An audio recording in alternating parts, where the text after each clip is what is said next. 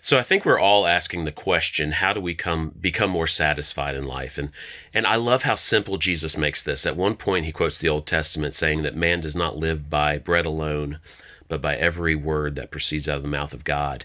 And at another place he says, my nourishment or my food, depending on the translation, is to do the will of him who sent me to accomplish his work.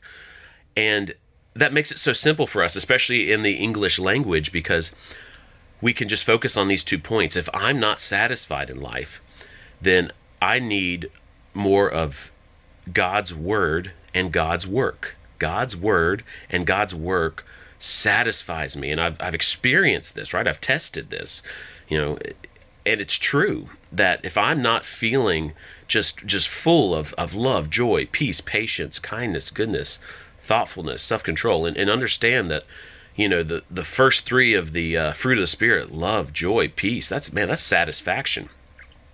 Then I know if I'm not feeling that way, and if I'm feeling down, then am I in God's word daily, right? And am I doing what God has called me to do?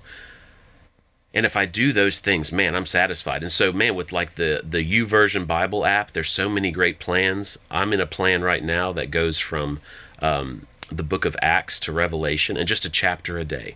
A chapter a day is so nourishing. That doesn't mean I don't read other parts of the Bible, but man, just one chapter does not take that long, and it feeds me. And then for me, I love man, just hanging out with my kids, being there for my kids, being there for my wife. I like to minister through social media. So I have a Facebook page that I try to convince atheists to be more scientific and be more logical and admit that we have a creator because of the code and molecular machines inside every living cell. So to me, that's satisfying to me. Making a video like this, this page, this YouTube channel, it satisfies me to do what God has called me to do. And for me, that's some teaching. And so just think about that for you. First, are you in God's word? Do you let him talk to you? And then the more you're in God's word, the more you'll find out what he wants you to do.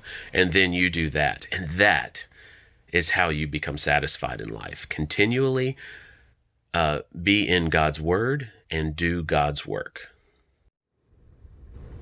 This book is great for new believers. It will help them quickly find out the basics of Christianity.